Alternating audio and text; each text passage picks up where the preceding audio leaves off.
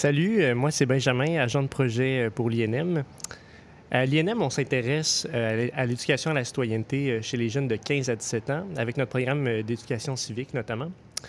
Ce programme-là est financé entièrement par le Secrétariat à la jeunesse du Québec, puis il propose toute une panoplie d'activités et d'événements où on mise sur l'intérêt des jeunes pour les initier au ouvrage de notre démocratie.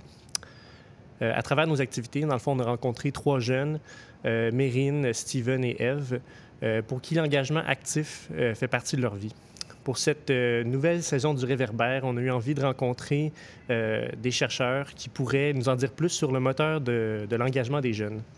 Je me trouve actuellement au Palais des Congrès à Montréal, puis j'ai la chance de m'entretenir avec Stéphanie Godet, qui est directrice du CIRSEM, donc le Centre interdisciplinaire de recherche sur la citoyenneté et les minorités. Stéphanie, qui est également professeure titulaire à l'École d'études sociologiques et anthropologiques de l'Université d'Ottawa et membre de l'Observatoire Jeune. Je ne sais pas si je me suis trompé, tout est bon? Tout est bon. tout comme notre invité, on croit que la participation citoyenne, ça se discute dès le plus jeune âge. Stéphanie, bonjour. Bonjour. Merci d'avoir accepté l'invitation. Ça me fait plaisir. Comme je le disais, dans le fond, en introduction, vous êtes professeur puis vous vous intéressez aux jeunes puis à leur participation citoyenne.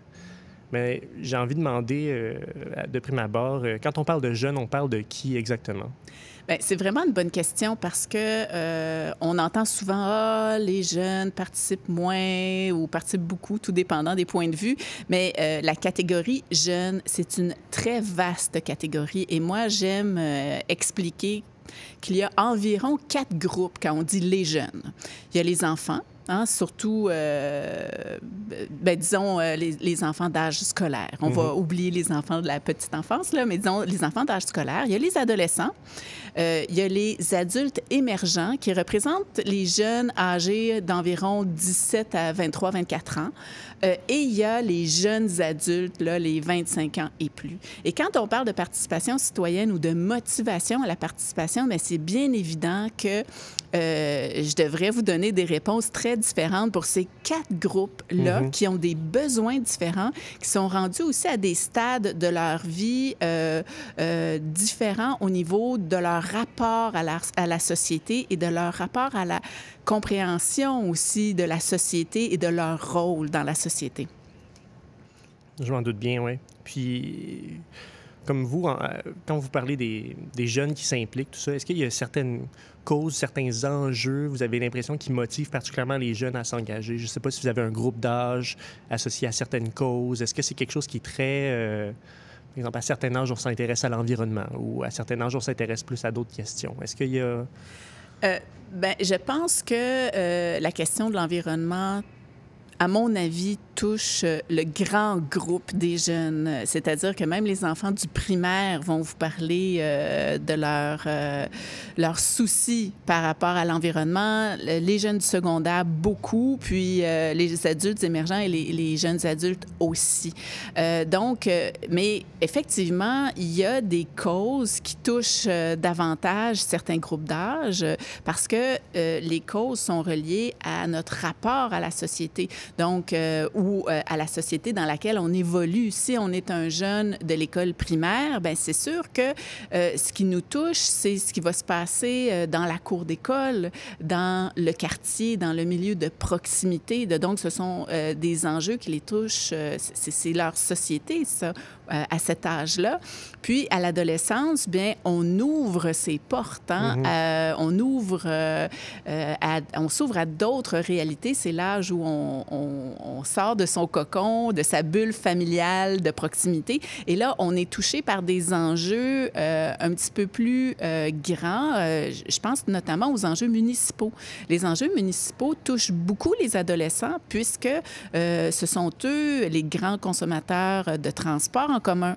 Ce sont eux qui utilisent les espaces dans les parcs, les espaces pour faire des graffitis, autorisés ou non autorisés. Mais ce sont eux qui investissent beaucoup les espaces publics parce qu'ils ne veulent pas être dans leur maison, ils veulent sortir de la maison, Ils veulent sortir de l'école aussi un petit peu, donc ils vont investir d'autres lieux et je pense que les enjeux, par exemple, municipaux, quand ils sont présentés aux jeunes, les intéressent énormément.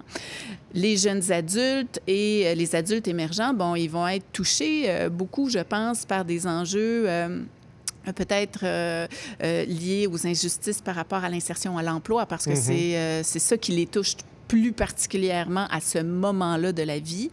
Mais je ne voudrais pas dire qu'il y a des causes associées à des groupes d'âge spécifiques, mais c'est sûr que tout dépendant de ce que l'on expérimente dans sa vie à certains âges, bien là, on va avoir des engagements sociaux reliés à ça. Est-ce que la façon de s'engager s'est métamorphosée à travers le temps? T'sais, on peut penser à mes grands-parents ou à mes parents. J'imagine que bon, la façon de s'impliquer des jeunes aujourd'hui a grandement varié avec les générations.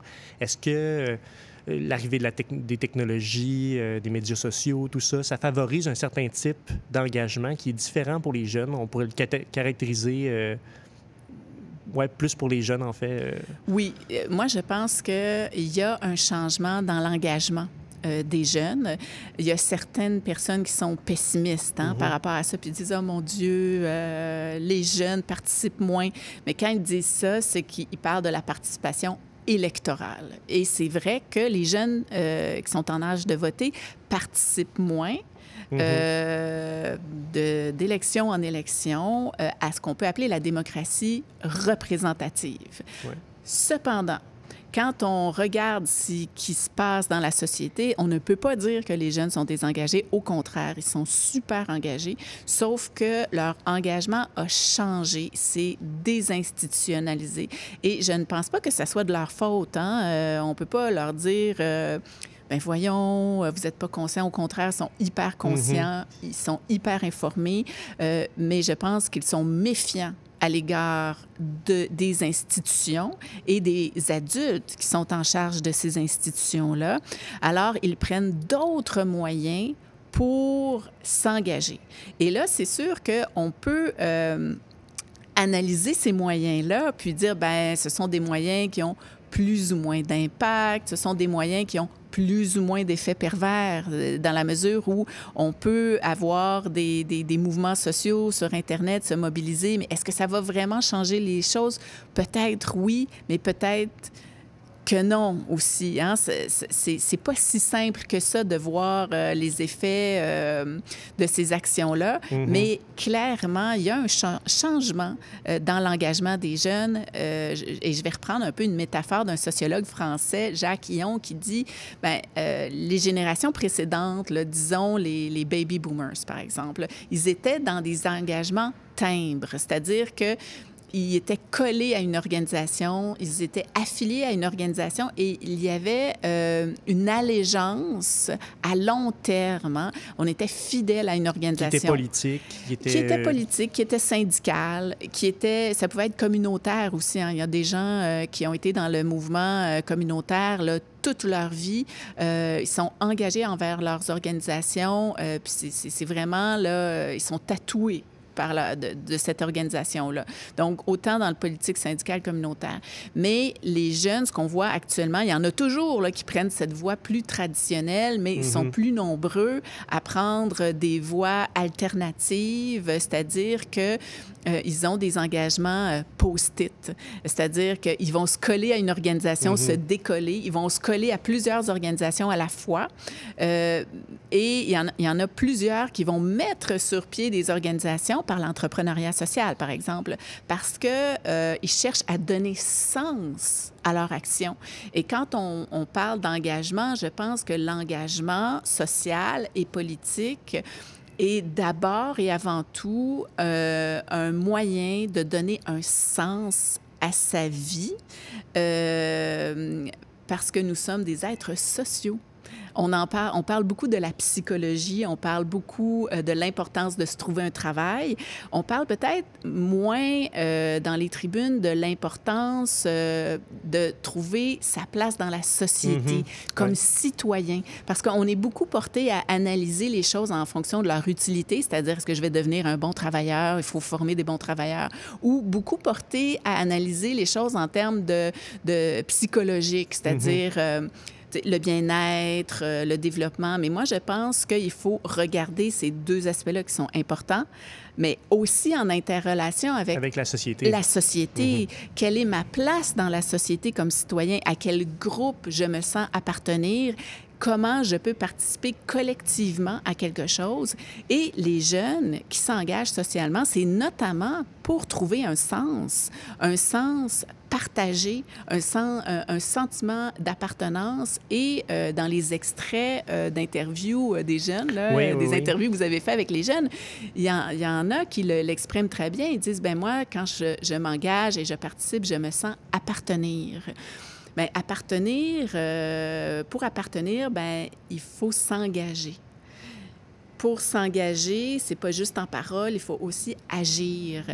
Puis, les jeunes ont besoin d'agir. Et je peux vous dire que, notamment dans le contexte de la pandémie, on voit à quel point les jeunes ont besoin d'agir, de se sentir utiles, parce que moi, je suis en contact avec des organisations là, dans la société qui soutiennent l'engagement des jeunes. Qui observent comment ça se passe. Mais aussi, je travaille de proche dans mes projets partenariaux avec par exemple, la Commission Jeunesse Gatineau, qui est un groupe de jeunes, de conseillers municipaux. Qui s'intéressent aux enjeux de la municipalité. Qui votent, qui ont des budgets, qui proposent des projets. Et cette année, ils ont une participation record et ils ne savent pas vraiment. Ils se disent, mon Dieu, c'est incroyable comment les jeunes participent. La même chose pour une autre organisation que je connais, Lab 22, qui cherchait 12 jeunes à travers le Québec pour un comité aviseur. Ils ont eu, je pense, 150 candidatures. Puis ils ne savent plus quoi faire parce que les jeunes ont soif de participer, puisque dans les écoles, actuellement, les activités parascolaires sont absentes. Oui. J'imagine que pour les organismes, là, les villes, municipalités ou toute autre organisation là, qui désirent comme intégrer les jeunes dans les processus de décision, avoir leur regard un peu sur les enjeux, comme ça doit être extrêmement bénéfique après ça pour mettre en place soit des politiques ou des programmes ou d'avoir ce regard-là de la jeunesse. Parce que parfois, c'est certain que une personne de 50 ans n'aura pas nécessairement le même regard sur un parc municipal que l'aurait un jeune de 17 ans. Exactement. Et c'est la raison pour laquelle les jeunes doivent prendre leur place dans les organisations décisionnelles aussi. Pas juste dans l'engagement. Moi, je fais de la distinction entre l'engagement civique, le bénévolat, quand on veut là, se familiariser avec des causes, etc. Puis, il y a des instances décisionnelles où les jeunes devraient avoir davantage de pouvoir, parce que si vous voulez savoir si votre système de transport en commun fonctionne bien, là, demandez aux jeunes. Ils vont vous le dire. Parce que c'est eux qui le prennent en majorité. C'est eux qui le prennent en majorité. Ils vont vous le dire si les chauffeurs d'autobus sont polis avec eux autres. Ils vont vous le dire si les horaires sont respectés, si les abribus sont sécuritaires, s'ils ont des lieux de débarcadère sécuritaires aussi. Ils vont vous le dire aussi s'il y a des parcs, il y a des endroits dans les parcs où il y a des enjeux de sécurité.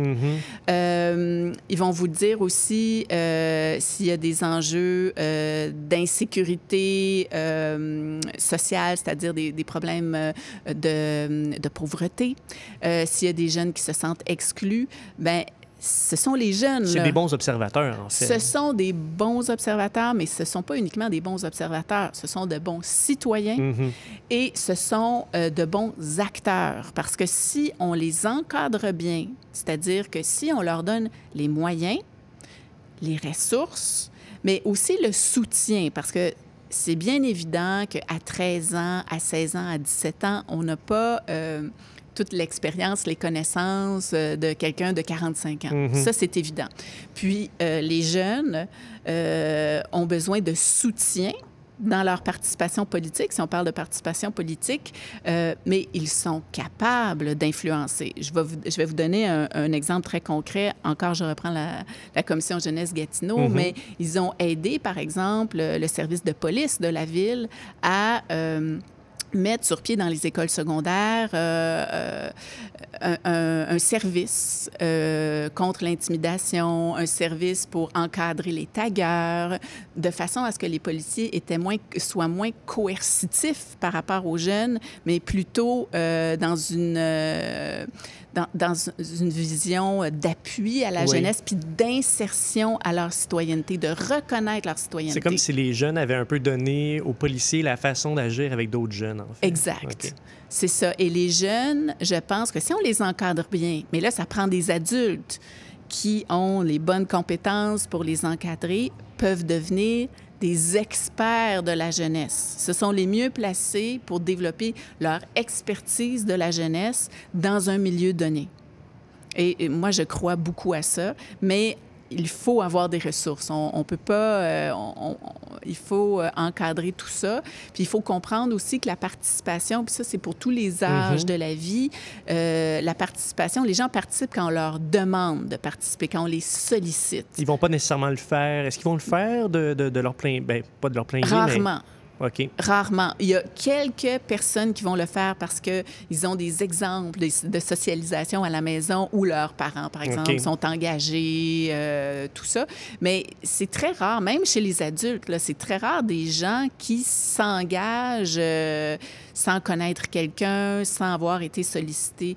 Et de là, l'importance des adultes, comme les animateurs à la vie communautaire et spirituelle là, dans les écoles, eux, ils jouent un rôle super important parce qu'ils vont, ou les TES, ils vont aller chercher les jeunes, ils vont aller les inviter. Ça prend des agents instigateurs là, de projets qui arrivent. Oui, ça prend des allumeurs de réverbères, là, comme dans Le Petit Prince. Là. Ça prend des gens qui, par exemple, vont inviter les jeunes à un dîner pizza pour parler du conseil étudiant. Les jeunes qui vont y aller, peut-être qu'ils sont plus intéressés par la pizza. Mais finalement, ils vont découvrir le conseil étudiant, ils vont s'engager, puis oups, ça fait boule de neige. Finalement, entre 2 pointes de pizza, ils découvrent un intérêt. Exactement. Mais tu sais, on peut dire la même chose des adultes, parce que quand on fait des réunions avec des muffins, il y a toujours plus de participation que s'il n'y a pas de muffins. Donc, ce sont des petits incitatifs. Il faut être près des jeunes, il faut connaître leur univers, il faut s'adapter à leur univers, et il faut des adultes là, qui sont prêts à jouer ce rôle-là. Moi, j'appelle ça les facilitateurs de la participation. Il y en a au niveau de la participation publique, des facilitateurs, mais moi, je pense qu'il y en a au niveau de la participation citoyenne des jeunes. Ces facilitateurs-là, ils jouent un rôle primordial. Ceux dans les écoles secondaires. Dans les écoles secondaires, dans les organisations sociales, communautaires. Je veux dire, l'INM, vous faites ça aussi. Vous avez un rôle important à jouer, je pense, parce que vous avez des relations d'horizontalité avec les jeunes. Oui, j'imagine que ça doit être un facteur vraiment important, là, de ne pas prendre les jeunes, de les regarder de haut, parce que, bien entendu, comme vous le disiez, c'est sûr que, à 17 ans, on n'a pas nécessairement le bagage de connaissances qu'un adulte va avoir. Par contre, il y a peut-être cette spontanéité de la jeunesse qui est là, qui peut peut-être se perdre avec l'âge. Puis, dans le fond, c'est de ne pas regarder le jeune avec un regard de tu sais pas comment faire, toi, je vais te montrer, tu sais. Exactement. Okay. Il faut, je pense, puis il y a beaucoup d'études là, qui le démontrent, il faut avoir une attitude de mentor, de coach, être là pour faciliter, mais ne pas faire à la place des jeunes, mais leur donner les outils parce que, tu sais, ils sont quand même à l'école à temps plein, il y en a qui travaillent, donc il faut les aider dans ça. Mais je pense que c'est un rôle privilégié puisque dans une école, la plupart des adultes qui sont en contact avec les jeunes ont un pouvoir d'autorité sur eux. Soit qu'ils les évaluent, les professeurs, soit qu'ils les contrôlent, c'est-à-dire les directeurs d'école. C'est normal. C'est un rôle essentiel dans une école. Il faut qu'il y ait des normes, il faut les faire respecter, il faut évaluer les gens. Il faut qu'il y ait un certain cadre, justement. Il faut qu'il y ait un cadre, c'est ça, mais il faut aussi qu'il y ait d'autres choses. Et je pense que ces adultes-là font le pont entre l'école et la société pour faire voir aux jeunes qu'il y a d'autres réalités que la réalité d'être un bon étudiant. Il n'y a pas juste Donc, la réalité académique exactement. ou la réalité familiale, il y a aussi la réalité de société. De société, ouais. Puis de se rendre compte que notre vie individuelle est beaucoup influencée par la société. Et si on veut changer plusieurs vies individuelles, bien, parfois, il vaut mieux passer par des changements sociaux que des changements individuels. Mais je pense que les uns et les autres sont complémentaires. Tout s'entremêle un peu. Tout s'entremêle, oui. Tout ça, c'est complexe. Là. Moi, je dis pas il y a une chose meilleure que l'autre. Ce que je dis, c'est qu'il faut rendre compte et reconnaître l'importance de ce besoin des jeunes d'être des citoyens, de pratiquer leur citoyenneté, puis de reconnaître leurs compétences. Parce que ce n'est pas parce qu'ils ne sont pas... ils n'auront pas l'âge de vote, c'est-à-dire le fameux 18 ans, l'âge de la participation électorale. Que leurs décisions ne sont pas cruciales, et puis, pas leurs décisions, mais par exemple, leurs réflexions ne sont pas cruciales à une meilleure société. Là. Exactement. Ils devraient avoir davantage d'écoute, à mon avis, à la fois dans les organisations scolaires, les organisations municipales, parce que ça les touche le plus directement. Est-ce que ça s'observe au Québec en ce moment comme une espèce de changement de paradigme là, que, je sais pas moi, en tant que chercheur, est-ce que vous avez remarqué dans les dernières années un intérêt plus important si on veut, des adultes québécois là, envers leur jeunesse? Là, on va les écouter dans les conseils municipaux, à l'école. Est-ce que ça s'observe ou c'est encore timide? J'aimerais tellement ça, là, dire oui! Mais c'est pas encore là. C'est pas encore là. Bien, dans la mesure où je trouve que ça stagne. Dans le sens où, bien, je vais revenir à la Commission Jeunesse-Gatineau, ça fait 20 ans que ça existe. OK. Et pourtant, ça n'a pas vraiment fait de petit ailleurs au Québec. Ça n'a pas beaucoup fait de petit ailleurs au Québec parce que les gens ne savent pas ce qui se passe là, parce que ça n'a pas encore été documenté. Moi, je l'ai fait dans mes recherches, mais il y a peu de documentation sur qu'est-ce qui se passe. Et moi, je pense qu'au Québec, nous avons une jeunesse très engagée, vraiment, là. Et les organisations jeunesse ont un rôle crucial dans cet engagement-là. Je veux quand même souligner qu'au Jour de la Terre, quand Thunberg est venue au Jour de la Terre, elle est venue au Québec. Pourquoi? Bien, parce que pour elle, les jeunes Québécois étaient ceux déjà, qui avaient le plus participé à son mouvement de la grève à l'école. Et pour elle, c'était des exemples. Et c'est la raison pour laquelle elle était là. Donc, je pense que la jeunesse québécoise a quelque chose de vraiment particulier comparativement à ce qui se passe dans les autres provinces canadiennes ou comparativement à ce qui se passe aux États-Unis ou en Europe. Là, il y a quelque chose de très particulier qui se passe au Québec, mais je ne peux pas dire que je vois tant d'ouverture dans les organisations. Du politique là, envers les jeunes. Du politique, tant que ça. On en parle beaucoup pendant les campagnes électorales. Pourtant, il y a les ailes jeunesse de parti. Bien, ça a toujours existé. Mais c'est... Oui, OK.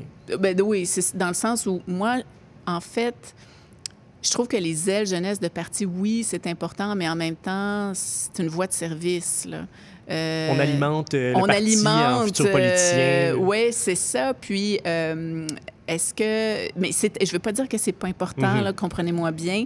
C'est important, mais moi, je veux que les jeunes soient dans le parti, pas dans l'aile jeunesse, dans le parti.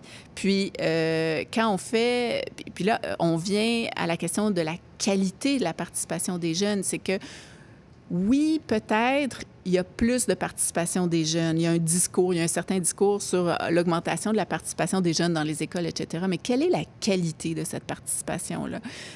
Moi, j'ai beaucoup... disons que je suis un peu perplexe devant ce que je vois. Je fais beaucoup d'entrevues avec les jeunes, puis on me raconte encore à quel point les conseils dans les écoles sont des lieux... d'une certaine façon, d'instrumentalisation des jeunes. Tu sais, on leur dit, ah oui, vous êtes élus dans le conseil étudiant, mais c'est pour organiser... C'est symbolique. C'est symbolique. C'est pour organiser les lettres de la Saint-Valentin. Mais là, si vous voulez changer des règlements, non, non, non, non, c'est pas votre rôle, c'est trop compliqué. En anglais, ils appellent ça le tokenism. Tu sais, c'est d'utiliser les jeunes comme des jetons pour faire des photos dans le journal local, puis dire, c'est utilisé regardez... de plein de façons, en fait. Complètement. Là. C'est utilisé beaucoup dans les médias. Regardez, les jeunes sont présents, mais finalement, est-ce qu'ils ont vraiment... Un pouvoir de décision. Tu sais, puis ce type d'expérience-là, souvent, c'est plus nocif que positif pour les jeunes, puisque eux, ils voient bien, là, ils sont intelligents, ils sont très conscients de leur instrumentalisation et ça ne fait qu'accroître leur cynisme à l'égard des institutions. Donc, je pense que quand on parle d'engagement, on parle aussi d'authenticité. Hein? Quand je disais, là, les jeunes s'engagent parce qu'ils ont besoin de donner sens, ils ont besoin d'appartenir, mais donner sens, ça nous amène à l'authenticité. Ils recherchent l'authenticité. Si on les utilise, bien là, ça va complètement contrer leur désir d'être authentique également. Donc, il faut faire très attention quand on fait participer les jeunes. Il faut s'assurer que ça soit bien fait parce que ça peut avoir davantage d'effets négatifs que positifs. Alors, je pense que quand on dit les jeunes sont moins engagés, bien, il faudrait plutôt se poser la question, bien, est-ce que les adultes... Mettre les balises en place. Oui, c'est ça, mettre les bonnes balises. Est-ce que les adultes laissent participer les jeunes? Et c'est ça la question qu'il faut se poser. C'est pas la question, est-ce que les jeunes participent? Est-ce que les adultes laissent participer les jeunes? Et ça, laissez-moi en douter. Vraiment, je suis très cynique moi-même. J'ai des jeunes à la maison et je vois à quel point, parfois, mon plus vieux qui est en secondaire 5, il a essayé de s'engager, puis à quel point, à chaque fois, on lui a mis des bâtons dans les roues parce que ça dérange aussi. Ça dérange les jeunes. Ça perturbe les plus vieux d'avoir des jeunes qui viennent dans leurs affaires un peu. Ça perturbe l'ordre établi. Ça perturbe l'organisation scolaire qui est... Et là, je ne les blâme pas parce que ils ont peu de ressources. Vraiment, nous sommes devant un milieu scolaire. Un milieu scolaire, je le nomme parce que c'est le milieu où évoluent la plupart des jeunes. Il y en a plusieurs qui ont quitté ce milieu-là, mais la plupart évoluent dans ce milieu-là. Et c'est un milieu que nous avons désinvesti pendant des années. Et ça a des répercussions sur les adultes qui encadrent les jeunes, sur les services qu'on peut leur donner et sur la place qu'on peut leur donner aussi dans leur milieu de vie. Alors, c'est ça. Moi, je pense que la question, c'est est-ce que les adultes sont prêts à ce que les jeunes prennent un peu de place, brassent un peu la cabane et on n'a qu'à regarder les discours des adultes par rapport aux interventions de Greta Thunberg.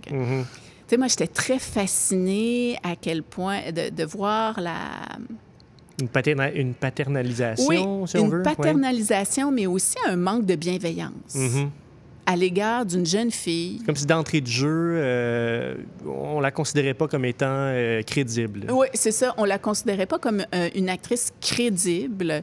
En plus, elle a, tu sais, son visage a l'air jeune. Hein? Ouais, elle a l'air jeune. Ouais. Et c'est comme si ça disqualifiait encore plus son discours d'une certaine façon. Et moi, ce que je voyais, c'est que les adultes réagissaient, pas tous, là, mais ceux qui avaient des discours négatifs, très négativement devant une jeune qui a des idéaux. Mais c'est sûr que c'est idéaliste, sa perspective, mais il faut avoir des perspectives idéalistes. Si à 16 ans, à 17 ans, à 18 ans, on n'est pas idéaliste, on ne le sera jamais.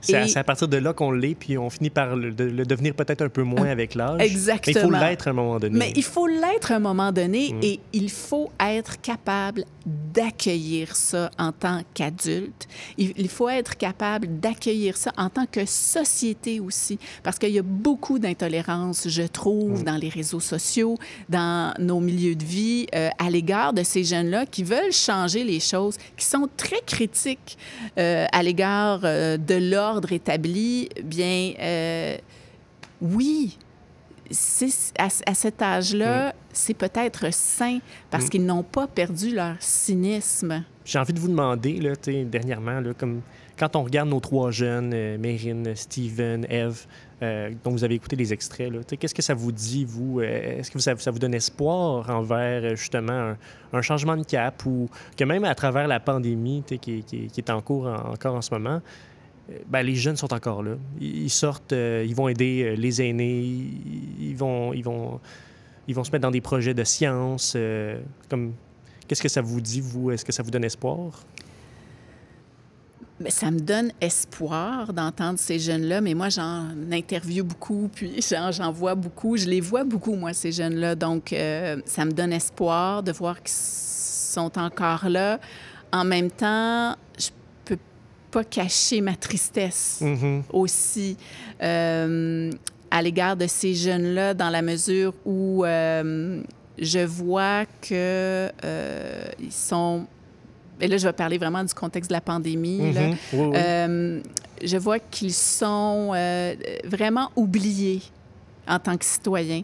Et je dirais que la pandémie, ce qu'elle nous a révélé, c'est qu'il y a comme des citoyens de seconde zone en fonction des âges. Hein. On a les personnes âgées. Qui, on le sait, ont été... Qui, on le sait, ont été oubliés et vraiment, je dirais, oubliés dans tous les sens du terme. À la fois ceux qui étaient dans les CHSLD, mais à la fois aussi les proches aidants, qui sont souvent des personnes âgées qui aident d'autres personnes âgées qui ont été aussi oubliées là-dedans. Puis ça, on en parle peu de cet oubli-là. Donc, double oubli. Donc, on a oublié ces citoyens-là. Puis on a oublié les jeunes aussi. Puis on leur demande énormément aux jeunes. C'est vraiment incroyable ce qu'on leur demande. Je vais parler de mes 2 fils parce que je les vois aller, c'est proche de Marie-Èlise, à chaque jour dans ma bulle de travail et de famille. J'en ai un qui est entré en secondaire 1 cette année et j'en ai un qui finit en secondaire 5. Et je me dis, oh, quelle tristesse! Et en même temps, je salue leur courage. Je salue leur détermination parce que franchement, là, je pense que les jeunes actuellement sont en détresse. Tel jeune nous le dit. Je pense que les pédopsychiatres et les psychologues sont débordés. Oui. Les travailleurs sociaux aussi. Les jeunes sont en détresse. On les met dans des conditions très difficiles où ils ne peuvent pas beaucoup socialiser. Ils ne peuvent pas découvrir la société à un âge où ils ont besoin de ça. Et quand j'entends là, les interviewés, je trouve ça bien parce que ce que je vois, c'est qu'eux, ils ont eu la chance de s'engager dans les années, parce que là, on les interviewe, mais je pense que... Mais c'est pas tous les jeunes qui ont cette chance. C'est pas tous les jeunes qui ont cette chance-là. C'est pas tous les jeunes à qui on a présenté aussi des occasions d'engagement qui correspondaient à leurs besoins, à leur personnalité, à leur identité. Et actuellement, il y a un appauvrissement des offres et ce sont probablement des jeunes, les jeunes qui sont fragilisés auraient pu avoir des lieux où socialiser, mais là, ils les ont pas en ce moment. Ils les ont pas en ce moment. Ce sont les jeunes les plus engagés, comme ceux que vous avez interviewés, qui ressortent dans le sens où ils ont beaucoup d'entre-gens, beaucoup d'initiatives. Ils ont été capables de combattre, si on veut, là, même Exactement. le contexte actuel. Ils ont été capables de combattre le contexte actuel parce qu'ils avaient une certaine expérience d'engagement avant la pandémie. Mais ceux qui n'ont pas eu cette expérience-là ou ces occasions-là, les connaîtront pas. Puis on peut se demander quand est-ce que ça va revenir, là. Écoutez, Stéphanie Godet, je pense qu'on pourrait en parler pendant toute la journée. Personnellement, oui. moi, en tout cas, je pourrais en parler pendant longtemps. Merci beaucoup, beaucoup de nous avoir éclairés sur les questions de l'engagement des jeunes. Je pense que votre travail est absolument nécessaire pour comprendre ces dynamiques-là. Merci à toute l'équipe du Réverbère pour ce podcast. Pour écouter nos autres épisodes, vous pouvez vous abonner à la chaîne YouTube. Le Réverbère est également disponible en format balado sur votre plateforme d'écoute préférée. Merci encore, Stéphanie Godet. Merci.